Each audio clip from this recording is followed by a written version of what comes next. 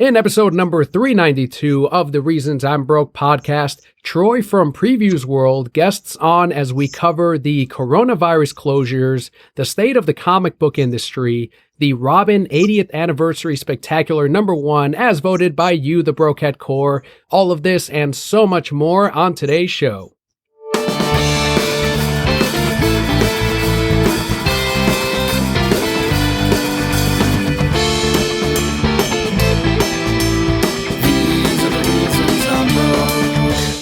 Hello and welcome to your award-winning The Reasons I'm Broke podcast, bringing you the reasons we're broke every single week, ranging from comics, movies, TV, video games, and more. I am Darth Vader Daniel, and to anyone that's new to the show, the way we format it is we go through some news, we give our thank yous to the Patreon shoutouts. Those are the people that make the show possible. Head into the comic book highlight, which as we mentioned earlier is Robin 80th Anniversary. Then we end it with the Brokehead block, which is where we have been this week. And if you are a longtime Brokehead Core member, you know about the Previews catalog. You know what Previews is. If you are at your local comic book shop, every Wednesday as a Wednesday Warrior, every other day as some of the more rampant comic book readers are, or if you're at all at a comic book shop, all of this goes through Diamond, goes through PREVIEWSworld. And today we have Troy, one of the hosts from PREVIEWSworld, joining us on the show today. How are you, Troy? Hey, what's up, Daniel? How's it going? Very good, very good. To anyone that might be new to previews, what is the breakdown on what PREVIEWSworld is and what kind of show you put together each week? So about a few years ago, the Previews catalog portion of the marketing department decided to do a bit more of an aggressive push towards consumers. Like the catalog itself has been around since the late 80s. And so it's been going to comic shops. And when I was a kid, like I would get the catalog and I flip through it to look at all the stuff I couldn't afford. Right. So now, a few years ago, about maybe 5 or 6 years ago, they decided to do like a consumer marketing wing, and I represent part of that wing, like a third of that wing, I would say. And so my responsibility is to interview creators, written interviews, feature articles for our PREVIEWSworld.com website. Also, I produce videos for PREVIEWSworld, which is on our Facebook, Instagram, and YouTube. And I also host a show called PREVIEWSworld Weekly, which drops every Wednesday. We just dropped an episode today when we're filming this that just basically kind of does like a quick gloss of what's been going on in the world of comics in the last 7 days and what's dropping in comic stores that week. So yeah, that's kind of the gist of it. The Previews catalog is, as I tell it to my regular customers and the subscribers, it is where comic shops do their ordering. Anything that is a t-shirt, a Funko Pop, a new variant, a new series shows up in that PREVIEWSworld catalog, that Previews catalog. And it's kind of like a monthly Christmas Sears catalog that releases. And it's one of my favorite weeks when that launches, because it's got a great look at several previews pages for all the books. It's got amazing merchandise in there, and a lot of it that you can special order through your local comic book shop. If you're wondering, maybe they're not carrying this series, if you get a catalog, you can order anything from in there, and your comic shop can go into the process of trying to get you those items or those series. Right. Yeah. I always joke it's kind of like the industry's crystal ball, because you kind of get to just look into the future of like comics, at least 2 months ahead, sometimes a little bit more. So it is awesome. I love it. And it's a great catalog. We'll go into that as well later on here. Let's jump right into the news this week.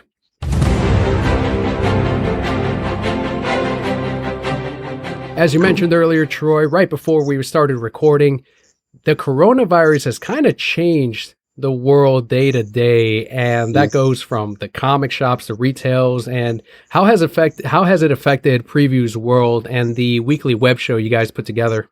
We're kind of taking it. We're trying to be proactive about it and kind of think ahead about how we can provide content still to comic shops and consumers.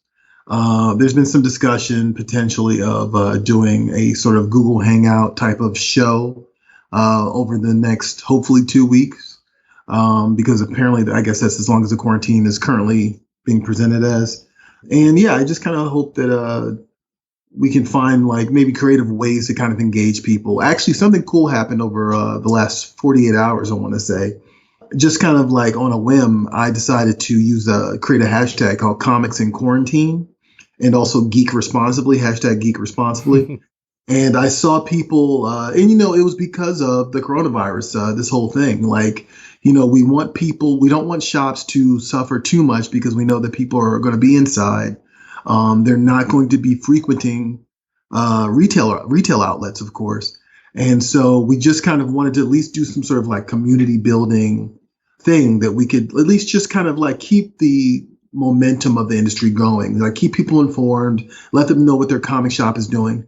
And it just so happens that a lot of comic shops opted to start doing what they call curbside service, which is basically like kind of like a drive-through for comic shops. Like I guess every shop does it differently, but what I've noticed is that what people are doing is like basically you pull up, you let them know that you're outside, they swipe your card, and then they give you your books for that week. And then also people are doing mail-in delivery as another option, which I also think is kind of neat. And so, yeah, the Comics in Quarantine hashtag kind of like, which started off as kind of a fluke thing, started getting attention from creators like Leah Williams and like publishers like Valiant. And so they're now using it just to kind of keep people informed about the happenings as we're all kind of experiencing this really unfortunate event, this bizarre moment in history, really. So yeah, if you get a chance, check out Comics in Quarantine. I'm going to actually start pushing people to not just share the shops that are doing the curbside delivery service, but also share what they're reading, why they're reading it, maybe their thoughts on what they're reading this week or what they're currently reading, just to kind of just community building. Like, I think that that's so much a huge part of my job, like as community outreach. And, I've been part of the comics world for a long time, and I really just want to make sure that people aren't spiraling. You know what I mean? Like, I don't want people to get kind of like depressed. I don't want, just to be real about this. I don't want people to get, cabin fever or get paranoid about what's going on in the world too much. We represent an escapism outlet. And I think that, then also in general, just reading is good for your brain.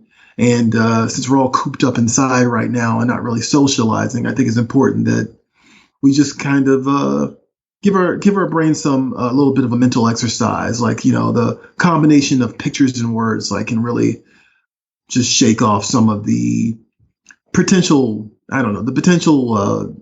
funk that might come from this quarantine that we're all experiencing right now. That is a great hashtag, Comics in Quarantine. I think we're going to start putting that in a lot of the posts just so that all the comic shops, all the readers out there can all stay connected. And that is an important thing that you mentioned, staying in contact with our readers, with the customer base out there too, because we do a little Facebook Live on Tuesday nights, just showing off the new books coming out the next day. And, it was kind of business as usual, which was great. I want that. And, fulfilling the pre-orders for that.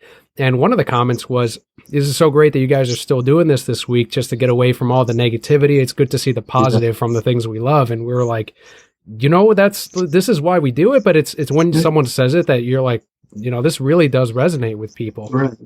I mean, I was a little nervous about it, to be honest. There was a small discussion with some people in the marketing, just sort of in terms of phrasing. But ultimately, I was a little worried that people would be like, oh, this is insensitive or whatever. But no, I think that we're all unified in our love of this format, this medium. And I think that in times like this, it's kind of good to just kind of coalesce and for us to just kind of try to have a shared experience, even though we're socially distancing. So.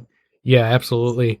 And something I also noticed too, you mentioned we're recording this on New Comic Book Day, is that a lot of the subs and the regulars that were coming into the shop were very attentive and concerned with, are you guys still going to be open tomorrow or next week or what's happening? And it was kind of nice knowing that there's general, there's genuine concern with the state of the shop, not even as a matter of them bringing up, will I be able to get my books next week, but more like, are you guys going to be okay? And I think that the comic shops are fortunate in that we're not one of those spots that are, at least the ones that aren't located in malls. Unfortunately, some comic shops are, and some of those things are changing. But I know at least some comic shops that are at like strip malls or any separate locations, unless mandated by the governor or the state or whatever, they can stay open, and they haven't yet quite closed a lot of them. As unlike some of the service industry jobs that unfortunately we know a lot of people in as well. So it's kind of just really, as you said, working together with everyone to kind of do what's best for the readers, and also for making sure and checking in on everyone. Yeah, I mean they are, comic shops are community centers, and like I think that's the very unique thing about comic book readers and comic book fans is that it's not just a matter of like, look, people aren't, if your Best Buy is not open, like you're not going to be like completely like irate or anything like that. But there's a sort of like a relation that you have with your shop that you don't get from a normal retail outlet. Like, you know, you don't get that from Walmart or Target. You know what I mean? Like it's like a very personal relationship you have with the people there. And so we just want to make sure people aren't losing that. And I think that's really important. So yeah, absolutely. Very important thing. My boss, he always compares us to, we're like the bartenders of the nerd world, because you know, people come in, they talk to us for a bit, they talk about their issues as well, and not only the physical ones, but some of we get to know a lot of these people very personally, and a lot of them do become friends. And the thing that connects us is this world, you know, the comics, the Funko Pops, everything else. But it's kind of neat that is the connection that, as you said, you don't get that from just any other retailing establishment. no, you really don't. Like, I mean, I know people are sweating groceries right now, but it's not like you have a personal relationship with your clerk, right? Mm-hmm. You know, it's yeah, I mean, hey, I was a store manager for about 6 years. Like I did it while I was in college, and I did it for like a couple of years after college. And I did it just because like I liked the people. I enjoyed being around the people. Like I loved the just randoms walking in and introducing them to new books. And I loved like the regulars who came in, and like we would just have these discussions. And I'm still friends with some of those people. So yeah, it's important. It's very important. And hopefully if you are a regular at one of your stores, you can kind of see some of the things and ask them about these services that they might provide, like curbside, as you mentioned, and some of them might already be offering that, and might have some things you need to fill out ahead of time, or even just seeing if they have plans for it. So never a bad idea to check with your local comic book shop. But so far, it looks like coronavirus is, if anything, providing a lot of opportunity for some of the ways that we can innovate how we get comics into people's hands. And I think that's a positive in all of this. And, you know, I never thought I'd say this in a million years, but thank God for the internet, because it makes it a lot easier to do stuff like this.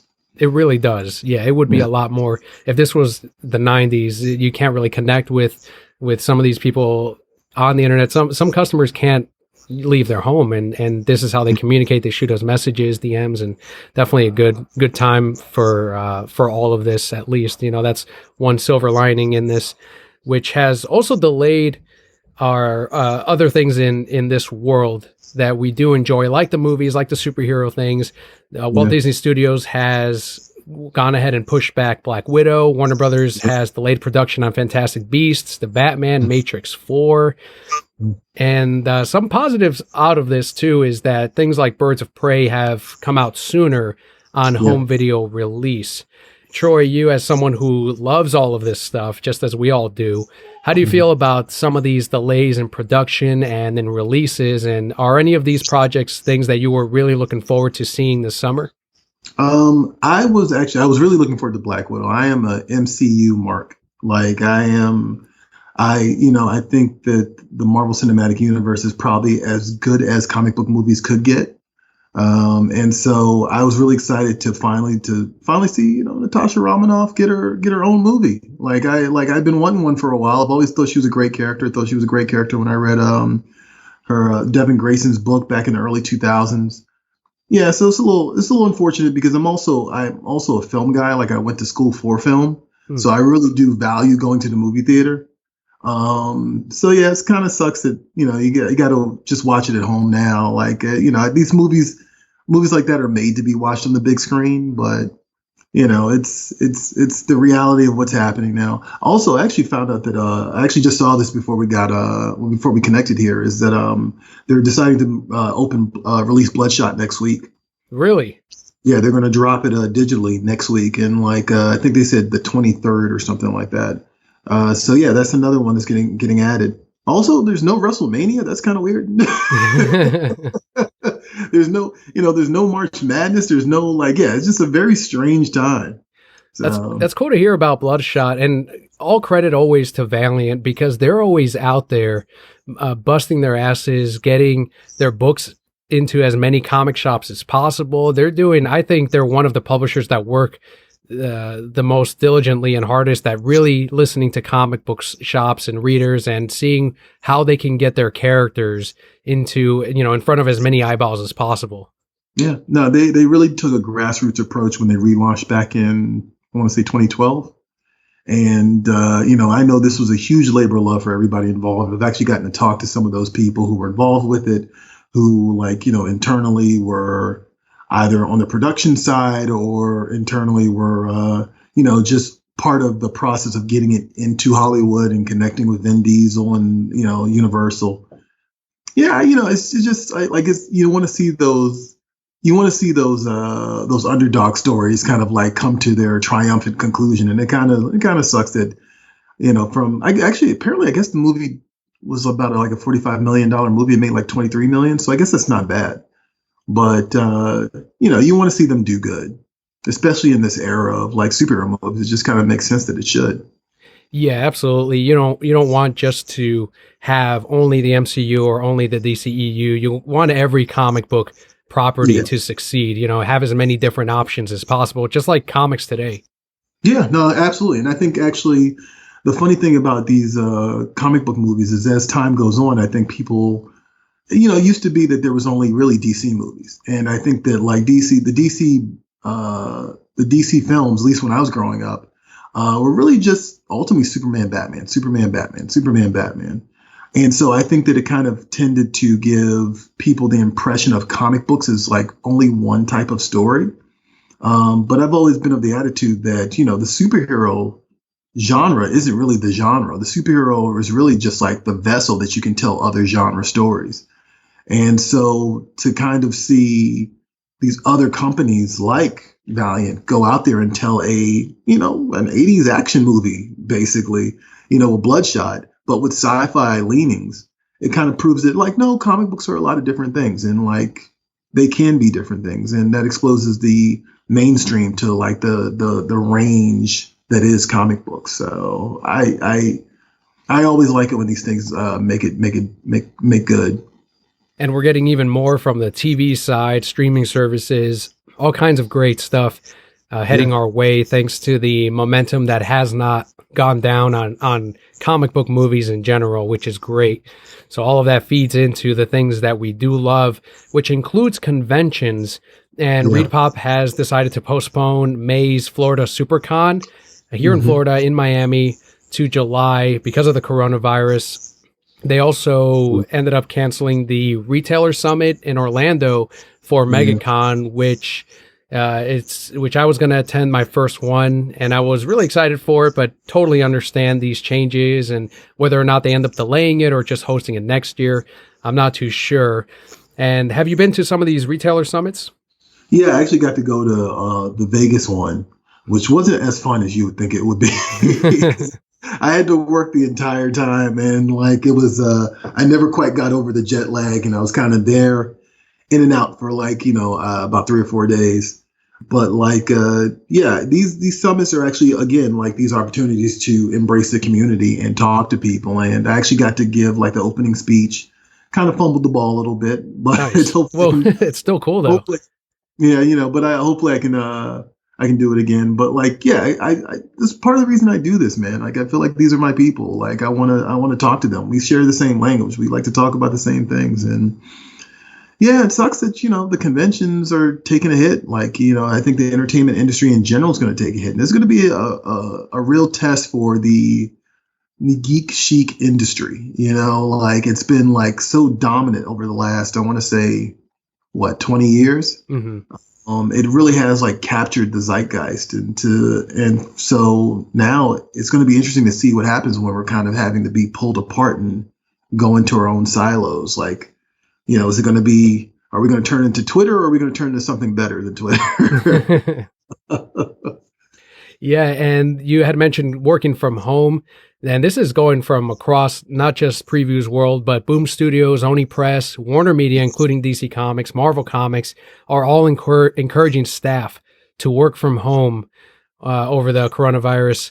And because of this, there's a possibility of maybe certain comics getting delayed by publishers. I know there's one independent publisher that already announced that some books are going to get pushed back a little bit. There's some talk over Image already announced a little bit of some returnability. Same with Dynamite for some of the comics that are releasing. I want to say over the next 6 to 8 weeks, just to help with the economic impact that a lot of these shops are gonna take due to these changes, because people are not everyone is fortunate to have income coming in because of their jobs. Some people work hourly, and some companies treat their employees better than others. So this is going to affect the whole industry. And I'm glad that some publishers are already stepping up with a plan to help out local businesses. Yeah, no, absolutely. And truthfully, I mean, like, I probably should not say this, but I think the industry could benefit from a trimming of the amount of books that comes out month to month. And I probably shouldn't say that, I know, but I think it's valid. I know that Ross Ritchie and like the people at Boom Studios have been making that argument for quite some time now. So I mean, I guess that's maybe one positive, like, is maybe we'll get more focused stories that really just kind of like really just strike a very direct chord with readers. But we'll see. We'll see. I'm actually very curious. Like, I was joking with actually my cousin earlier in regards to Hollywood. I was joking. I was like, man, we're going to get a lot of like awful quarantine 2020 documentaries, aren't we? But I think that on the flip side, I think in comics we'll get a lot of like really interesting, really crazy like quarantine comics that aren't actually about the quarantine, but just comics that have that are born out of this moment in time. So it should be a really interesting. It's gonna be an interesting downswing, but then an interesting upswing. Absolutely, and I think I do agree with. I'll be very curious to see what kind of changes are going to happen over the next half a year, because this is going to affect comics even a year from now. So just to see some of these storylines possibly get pushed back or rearranged, or even with the creators having to work from home, even if they're staying on schedule, that's going to affect what kind of plans and communications they have between each other on the publisher level. So it's going to be very interesting to see how this all shakes out, even in just the comic book community. Yeah, no, absolutely. It's gonna be a trial by fire for sure. And like I think everybody's a little nervous about the outcome, but I think that if comics in quarantine, that hashtag indicates anything, like the community's there and the community's going to support each other, and I'm here for it. That's a lot of coronavirus talk, we know, but it is affecting everything. And from here forward, until we get to some of the questions from the Brocat Core here, we do have one bit of news that I thought was pretty big, especially someone that was reading Shazam for the last 10 or so issues from issue number 1. But DC's ongoing Shazam comic is getting a new creative team with issue number 14 as Jeff Johns and Dale Eaglesham step away.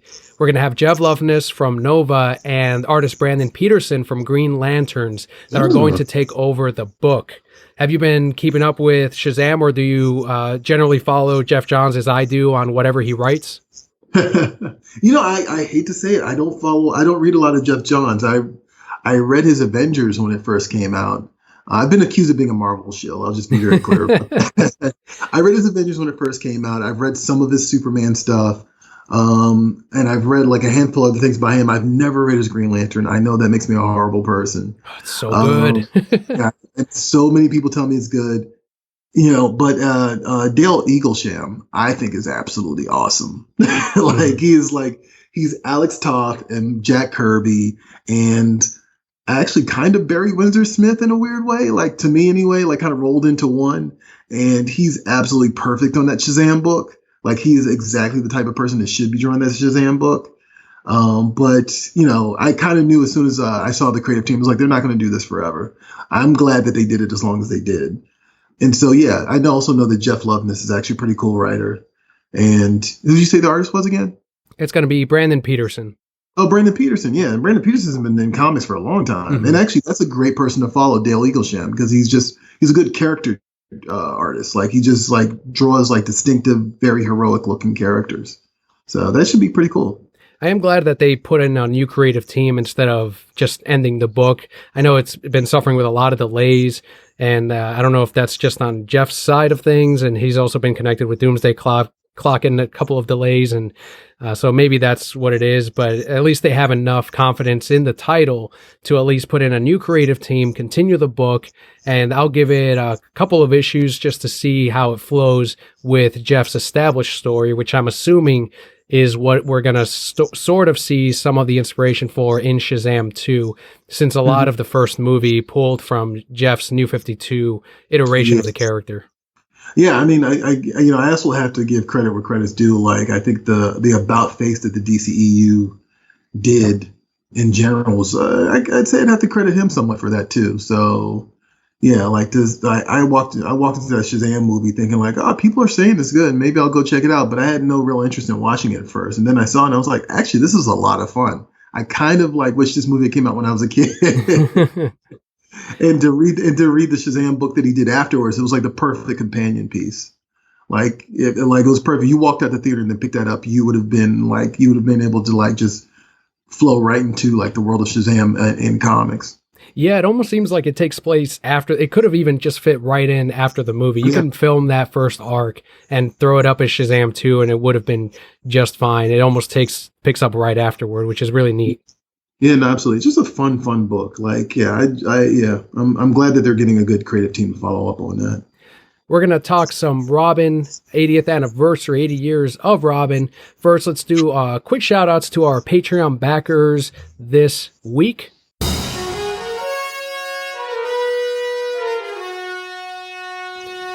First shout out goes out to Nick F on Twitter at Jersey Whisperer and at Nick's Nerd News. Nick recently purchased the Jay and Silent Bob reboot DVD as well as The Office, the complete series. Have you been following all of Kevin Smith's latest movies and projects?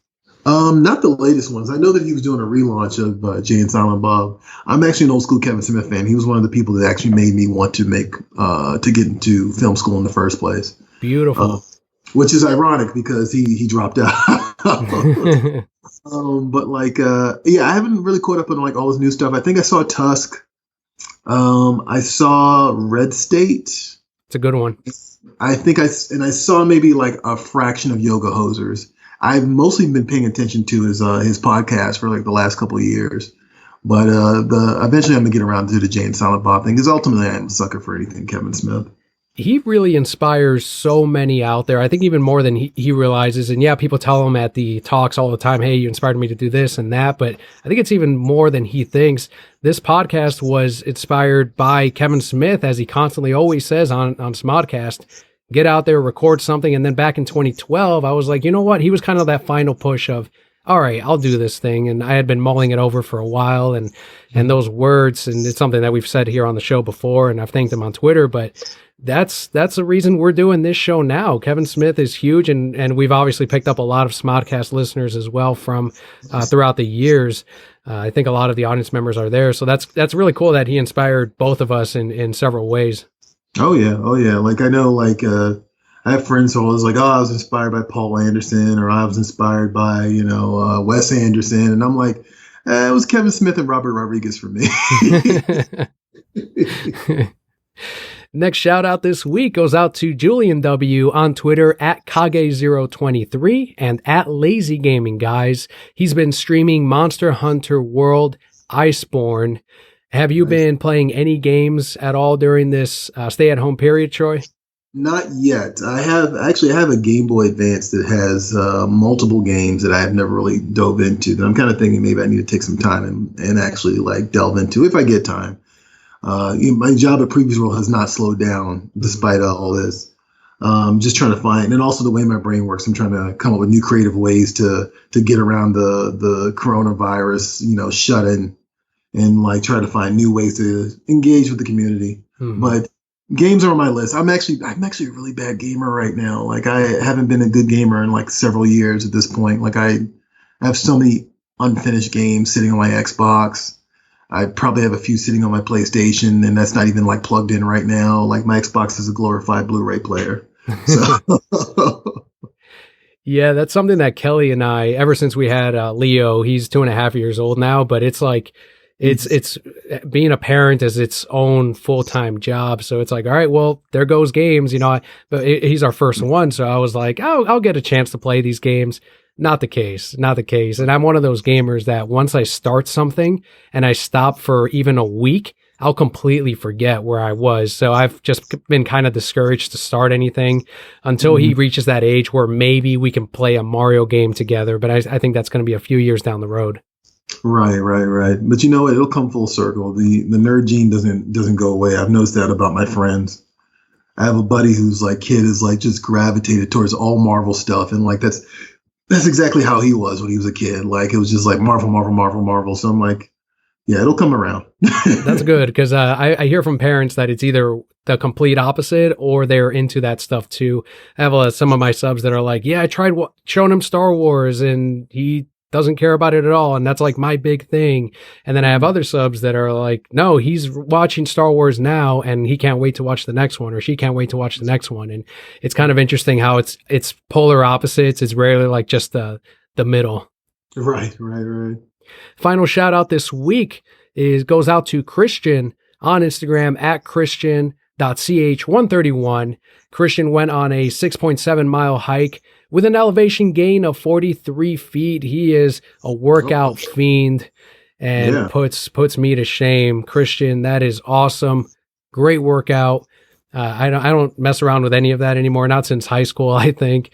So but maybe if something happens and I'm stuck at home, I might have to get out there and run, which is good. Everyone, if you can get outdoors, not necessarily get into a huge crowded place, but if you can just get outdoors and get some sunlight, it's supposed to be really good for, fighting off these kinds of diseases and infections. So get out there if you can.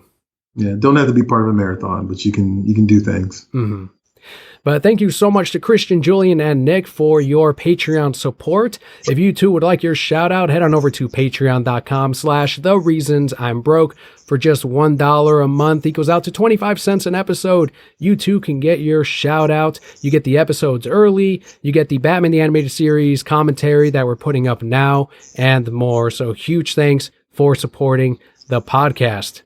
Let's head into the comic book highlight as voted by the Brocat Core and as promoted by you, Troy. It was your pick of the week. It is Robin, the 80th anniversary, 100-page spectacular #1.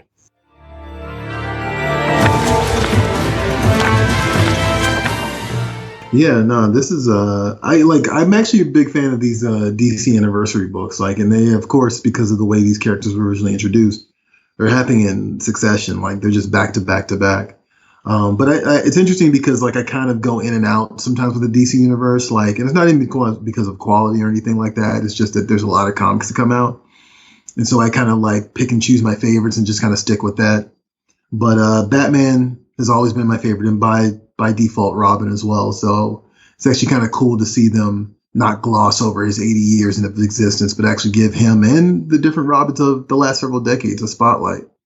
Yeah, I thought that was the neat thing about this. I initially thought it was just going to be like a Dick Grayson celebration because it's the 80 years, but instead they ended up doing a little bit for all the Robins. There's mainly Dick Grayson, I would say, from going through these, but you've got writers on there like Marv Wolfman, Tom King, artists like Mikhail Hanin, Dustin Wynn, one of my favorite artists, and then colors by Jeremy Cox and Photo Bunker.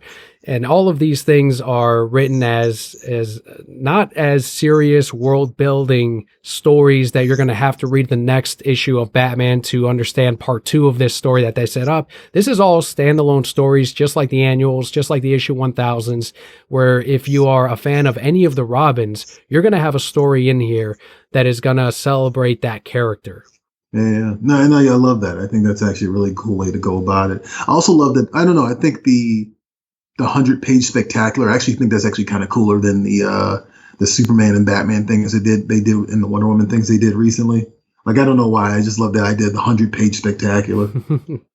Yeah, and it's a good bang for your buck.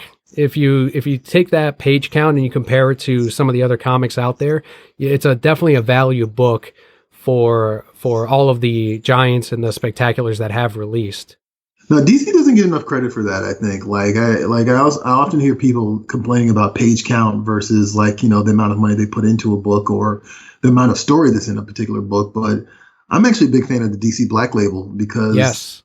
I love the price point and it's the level of quality that you get. And I don't feel like I'm cheated when I I get to the last page. I feel like I've really gotten something high quality. And DC in general has always been really good about that, I think. And yeah, I wish more people would take notice of that or at least mention that.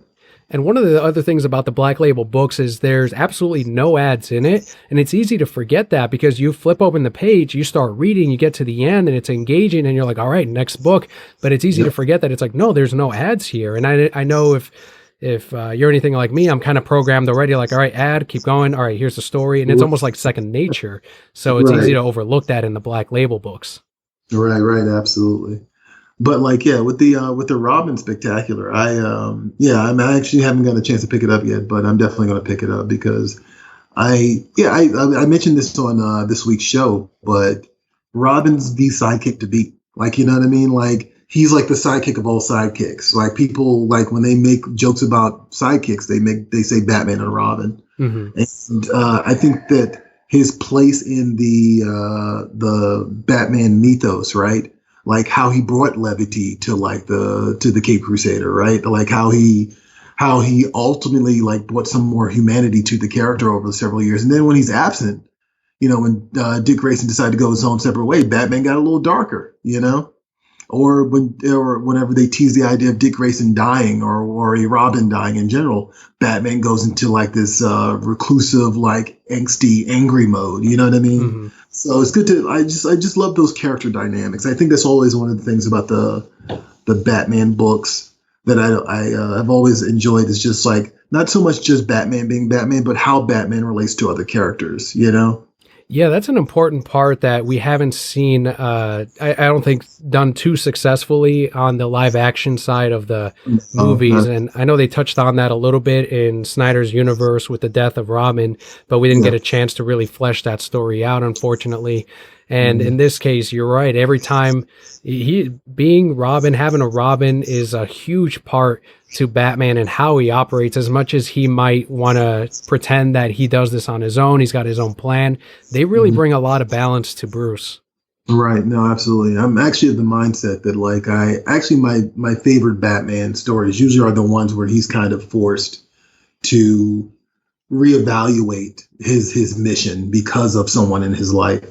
I always find that more interesting. Actually, my favorite Robin currently, but he's also the current Robin, is actually Damian for that reason. Nice. To see Batman kind of have this fumble of trying to be a dad, but also clearly his son doesn't need traditional parenting at the same time. And also he's bred to be an assassin and potentially a clone, depending on if you I guess I don't know where they are in the if the Grant Morrison run is canon anymore. But it's actually really a neat dynamic that you get from Batman and Robin. So I'm glad they're celebrating this. That is one of my favorite run in comics, is that relationship where Batman is growing as a father, Damian is growing as a son, and they're learning from each other. In the New 52 run of Batman and Robin with Peter J. Tomasi, that series made Damian my favorite Robin, and I think it's going to stick that way for a long time until Peter J. gets his hands on a different Robin and tries to give us that same quality of story, and it's going to be hard to top because it was such an amazing tale. I'm already a fan of the Al Ghuls, so when I'm and he's related to Raish, that's great. This is the greatest Robin of all time. Yeah, no, make that story canon. And Batman had a kid and he just didn't know it. Actually, funny enough, something I thought about not too long ago, and I kind of forgot, is the first time that I tried to read Batman, it was on the heels of The Dark Knight Returns. And I didn't know this at the time because I was 7 or something like that. But I'm picking up the Batman comics thinking that like, oh, it's going to be maybe like the Adam West thing. It's like that weird spot between like the Scooby-Doo cartoons and before the Tim Burton movie. Mm-hmm. And like, and for me, like I was too young to even know what Dark Knight Returns was or Year One was. So I went to go pick up a Batman book and I was like, this is like mean. Like, you know what I mean? Like, this is dark. Like, what is this? And then the second time I picked it up was actually, I want to say it was after the Tim Burton movie, the 1989 Tim Burton movie. And it was, I don't even know if it was the original printing, but it was a Lonely Place of Dying. Mm-hmm. And it was like, if I remember correctly, that I'm trying to remember if that's actually the correct name of the story, but it's basically the story where Tim Drake discovers that, basically says like, I know that you're Batman. And then like, he has kind of like a come to Jesus moment. And Dick Grayson, like pretty much like, tells his story about how Two-Face killed his, family, which was a retcon at the time, of course. Tim Drake becomes the new Robin. And that was actually the first time that like, I think the Bat family clicked for me, not just because it had always been around, but because like, oh, I get what this is now. And from there, I actually started reading Batman. So yeah, the Robin character actually does hold a special place in my little nerd heart. And that was a great pick from the Brokehead Core as they celebrate all things Robin, 80 years of Robin. Huge for DC, and I think for a lot of the younger readers as well, that they might see Batman as a little bit too, I guess, adult, someone they can't quite relate to as much, maybe a figure of authority. But then that's when you have these characters like Jason Todd, like Nightwing, like Dick Grayson, and Damian Wayne that they can relate to, that isn't going to be quite as jarring. Yes, even Jason Todd, not quite as jarring as Batman. Absolutely. Let's head into the Brokehead block this week. We have some questions submitted for you, Troy, here, and then let me see if I have any insight on this. And these are some great submissions by our weekly submission. It is Bobby at Cuban Slim on Twitter. He asked, his first question was, is there any cooperation or relationships with local comic book shops regarding feedback, distribution, availability, or anything really that the LCBS has for feedback? Okay, I guess he's mainly asking, you know, what kind of things that we did touch on that a little bit with the distribution, some returnability. Is there anything that you would want to see, not necessarily speaking for previews, but that you want to see as far as what publishers or comic shops can do to kind of help offset some of this coronavirus delay and impact? I mean, I think the comic shops are doing it, actually. I think that this move actually surprised me. This idea of like curbside delivery, but also like and I want to be clear that the call to action to get the word out about alternative means for people to get their comics was already in play before I even did the hashtag comics in quarantine. It's just that I discovered it because of it. Mm-hmm. You know what I mean? But like, yeah, I think that the comic shops are already doing it. And I just think I think community. I think that the more that we embrace this concept that we are all part of the same community, and on some levels, us versus other entertainment formats, you know what I mean? Like we're fighting for our own turf in this world where like, you can get entertainment at the push of a button, right? And like this is a more of a traditional like interaction between comic book and reader, as opposed to like, you know, Netflix or like Xbox games on demand or something like that. You know what I mean? Like this is how people used to experience entertainment, and it's a little bit more intimate, I think. And so I think that embracing that and understanding that we represent a very particular format, a very particular medium that can't be really duplicated by anything else, and that it's worth preserving. And I see people preserving, and I think that that's important, and I love seeing that, and I'm glad people are doing that. Bobby's also asking for a little bit of inside baseball here as he asks, are there any issues encountered when compiling the solicitations from the big three in regards to artwork or details on books for later release? Mainly titles that have spoilers or could quickly stir the speculation machine. Truthfully, I don't deal with that at all. I think by the time it crosses my desk, like all that stuff has been worked out between, internally at individual publishers. I know some things I'm hip to like a little bit early. For example, I know what the cover is for the next Previews catalog, but it hasn't released yet. It'll be out publicly on Friday. Hmm. But like outside of that, most of that stuff happens at the individual publisher, and like we get it once they've ironed through every potential spoiler or whatever it is that could kind of ruin the experience for you guys. And another question here from Bobby is, would there ever be a previews exclusive strictly for local comic book shops that would have artists slash writers slash colorists, etc. autographed books or memorabilia, maybe with a COA as well? Many fans don't have the opportunity to attend conventions, or if they do, never get the chance to meet a creator and get an autograph.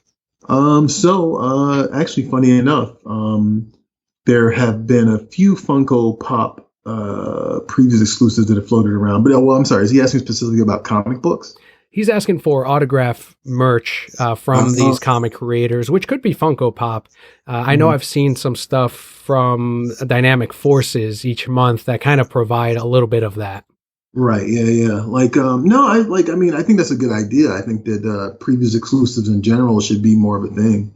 I know that we have a Funko Pop exclusive, and there's a few of them that comes with a comic that has a brand new cover that's never been seen before. And I think one of them's for like Venom or something like that. So yeah, I mean, there's more exclusives coming. They're finding new and unique ways to make previews exclusive something readily available and not just at conventions.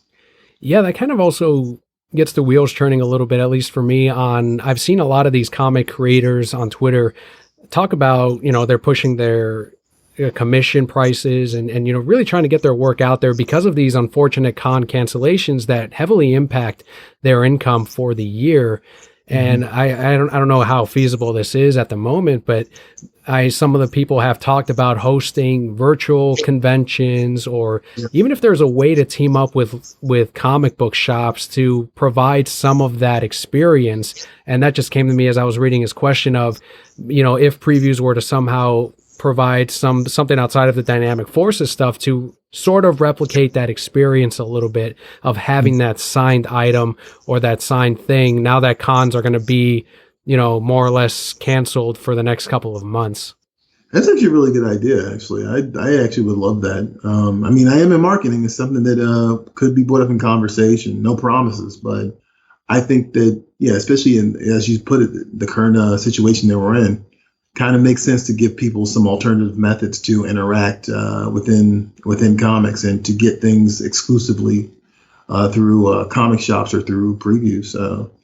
So you heard Troy, Previews World Comic Con confirmed. All right, so next we have, yeah, those are the questions from Bobby on this one. Thank you so much, Bobby, for submitting each and every week. These are great and always get the conversation going. And as far as the rest of what's going on with previews here on forward, we have about a little bit of time here. Is there anything you wanted to touch on as far as, how things are on the previews world end and any plans for the future that the readers, consumers, and even comic shops can sort of look forward to? I mean, just keep an eye on previewsworld.com for any updates. I mean, we're going to probably have some announcements about Free Comic Book Day. We'll probably have some announcements about because, Free Comic Book Day is in May and everything's in a very uncertain territory right now. And already movie studios are pushing back movies that are going to be released in May. Yeah, expect an announcement about that. And just keep following previewsworld.com, or more specifically, follow us on social media, because we're going to be doing announcements as things kind of roll through. Like, it's all up in the air right now, and I'm learning things as we go. Nothing is very certain, but I can guarantee you that, yeah, Previews World will be making things clearer to consumers and to retailers as the weeks go by. More of a personal question from me on producing Previews World. How's it feel to put together that weekly video for readers and comic shops each Wednesday along with your colleagues? I mean, it's a labor of love, to be honest. I do that weekly show, and then I have like several monthly videos that I also produce. And it's always a lot of fun to just kind of, I mean, we have different hosts and they all have different fandoms, right, that are their focus. And so it's always interesting to kind of go to the host and be like, is this something you'd be into that you would want to talk about? And like, they're kind of like, that's not really my thing. Or they'll be like, yeah, I'm actually way into that. And I'll be like, oh, okay, well, maybe you should host this video. Like we have Natasha who does our toy videos, but also does our independent comics videos. And she's, like a fish to water. Like when we let her loose on New York Comic Con, she was so excited to talk to all the different indie creators. That's just very much her wheelhouse. We have Anna Mia, who does a monthly video called, I'll say bi-monthly video called Mangapedia, where she like dives into the world of manga and anime and just kind of unpacks like all the different nuances that make that particular subculture, or actually probably more than subculture, a thing for a lot of fans. We have Gretchen, who's really big into sword and sorcery, and so she does a lot of the gaming stuff, the Game Trade Media stuff, and she does a show called Painting Happy Little Minis on Game Trade Media. I'm the old nerd at this point. Like I'm the one that's like, I grew up on comics in the 90s. I grew up on comics in the late 80s. And on top of that, we have Ashton, who is like, the new generation. She loves the Archie. She watches Riverdale. She loves the Boom and Oni stuff. And so we kind of learn from each other. And that's the fun part about it is like, our Sapphire Studios, which is a subdivision of Diamond. They really try to cultivate a team family dynamic. And it's always fun to like know that these people have your back and they're helping you cultivate something new and exciting. So, and you can see all of this on PREVIEWSworld.com, as you mentioned, on the various social media platforms. I'm going to put up links to everywhere you can find Previews World in the description of today's episode. And I know Innsmouth Tide is going to kill me if I don't ask this, because he loves the comic talk. What is currently on your pull list? Ooh, I love this conversation. I actually am really into Jonathan Hickman's X-Men right now. I think that it's interesting what he's doing. I'm a big proponent of, they've been called the Uncanny X-Men for a very long time. And therefore the X-Men should not be another superhero team. It should be weird. Mm-hmm. It should be strange. They should be out of the ordinary. And they are really leaning into that right now. And I'm a big fan of that. I have a backlog of Green Lantern by Grant Morrison that I need to read. And I know that once I dive into it, it's going to make my mind like explode. Typically I follow writers. I've been reading Batman's Grave by Warren Ellis. That's another favorite of mine. I've been reading a sci-fi book called Infinity 8 from Magnetic Press, which is about this downed space cruiser that's stuck in space, and it's about all the different people inside this space cruiser and like their different stories, but there's a lot of action in it. I actually kind of stopped reading, not for any particular reason, just because I had to pick up the rest of the series, Silencer by Dan Abnett, and actually really love that book, and I need to finish that one up. X-Men Fantastic Four by Chip Zdarsky. I mean, again, that's another X-Men book. Yeah, I just finished reading Wonder Woman Dead Earth from DC Comics. A lot of people tell me that Daniel Warren Johnson's really good, and so I was finally like, let me give this a shot and see what this is about. Also a big Rick Remender fan. I am getting through Deadly Class. Like I kind of put it down for a little bit because they took a break, and now I'm picking it back up, and I love it. Just absolutely love it. All the teen angst and all the ugly, like just horrible, like revenge and like, love-hate relationships that like Remender's just so great at. Yeah, I have a few, probably more than I can read at a time, but of course I got time to read again. So we'll see how this I get this question every couple of months, so I will pass it on to you as well. What are a couple of trade paperbacks or hardcovers that you would recommend picking up at your local comic shop? Well, okay. I actually am probably going to do, when we get back in the studio, I'm probably going to do a video about Day Tripper by Gabriel Ba. And that is actually an old Vertigo title that was released several years ago. It's very esoteric, very existential, a lot of questions about life and death. It's hard to pitch because it's not something that sounds all like on the surface. It sounds like kind of like very like pie in the sky, very ephemeral, but it's actually very, very much a kind of like revelatory experience when you read it. I will always recommend All-Star Superman to people. Like, yes. If you never understand Superman, that is the book to read. Like, you should be reading All-Star Superman. God, I'm such a Grant Morrison shill too. I was going to say also New X-Men, but I know that's not everybody's cup of tea, so I'll let that one go. God, yeah, geez, there's so many. I've been big into 2000 AD lately.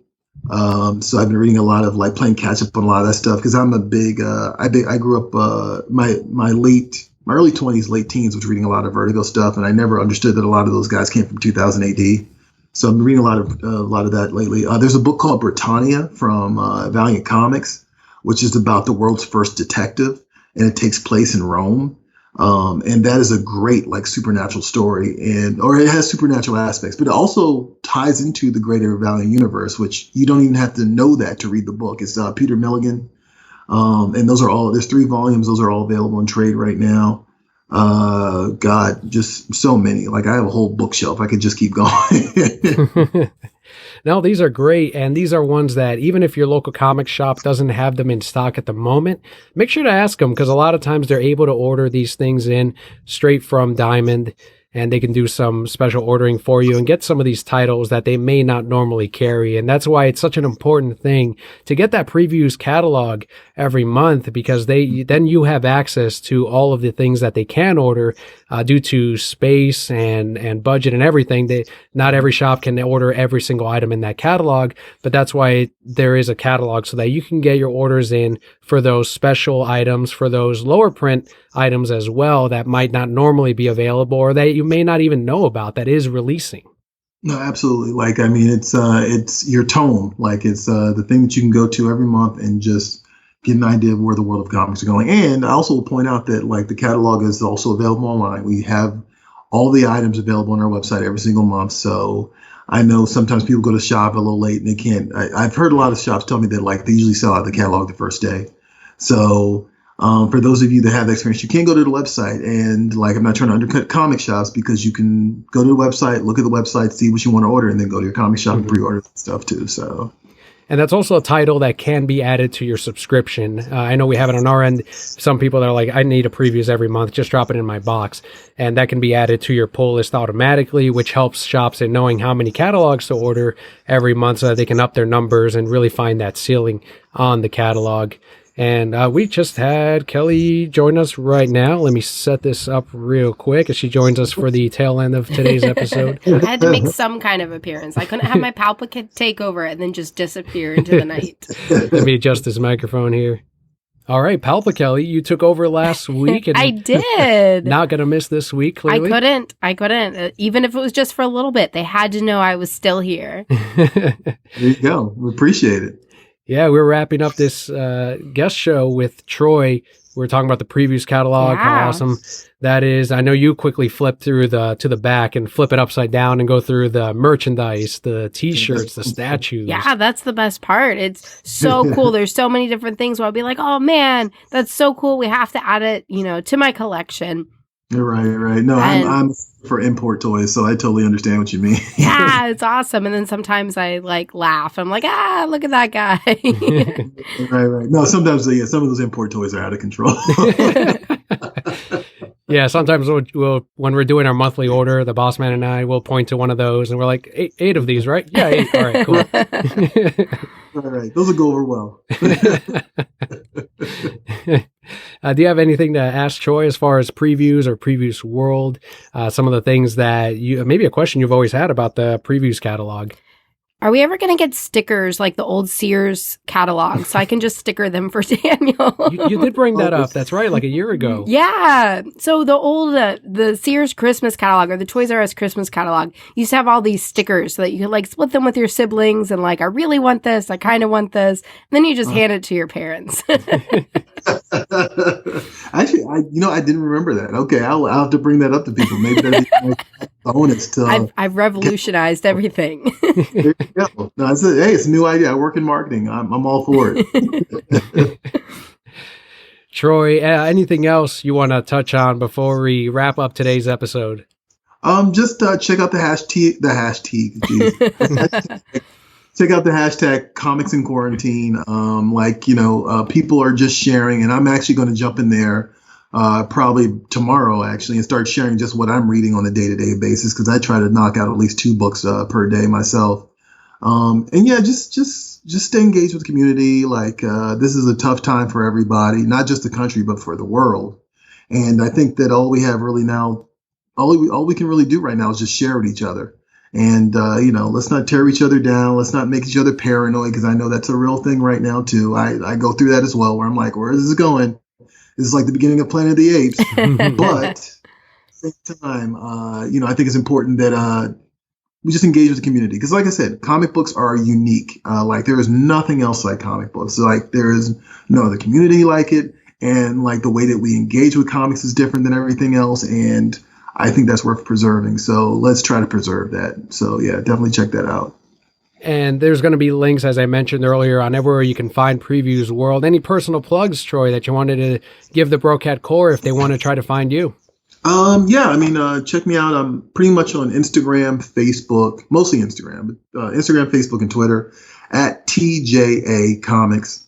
Yeah, I normally just mostly post about comic books, to be honest. Just occasional musings about like movies and TV shows, but yeah, mostly comics. And I'm happy to talk with anybody about any comic book thing at any time, because sometimes you can't always do that on the Previous World account. So yeah, come and follow me by all means. If there was a question that you really wanted to ask today, Brocat Core member, go ahead and follow Troy and shoot him a question. As he mentioned, he loves to talk comics and this stuff that we really enjoy, that distract us from a lot of the things that are going on in the world, or at least help make the world a little bit sweeter and really gives us that frosting in life. So I think that's something that connects all of us, especially the things that we do like comics and Funko Pops and merch and all of that really good stuff. That's a lot of fun, that is available at local comic book stores. Troy, thank you so much for coming on today's show and sharing Previews World with the Brocat Core and that slice of comic book life that you also love very much. Absolutely. Thank you for having me, guys. And yeah, definitely check out Previews World. We're here for you. We're here to lay ground support for you guys, because that's what it's all about. And there you have it, Brocat Core. That is today's episode. As always, you can find us on Twitter at Reasons I'm Broke, or on Instagram at The Reasons I'm Broke. For a link on everywhere you can find us, you can also head on over to thereasonsimbroke.com. I've been Darth Vader Daniel. I'm Emperor Kelli. Oh, Troy Jeffrey Allen. Troy Jeffrey Allen. Thank you so much for joining us today. Brocat Core, all will be well.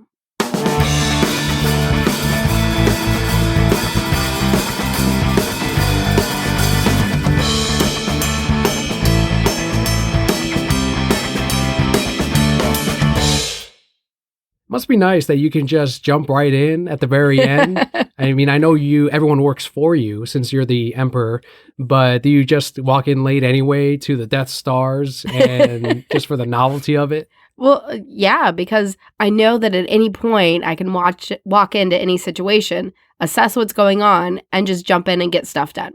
No matter how much time is left, you get it done. I mean, you possibly got the sticker thing done with Previews World. Yeah, totally. I wish, man, that is what I want. I didn't even know what you had talked about, but I knew you didn't bring up my stickers because only a Palpa could think of stickers.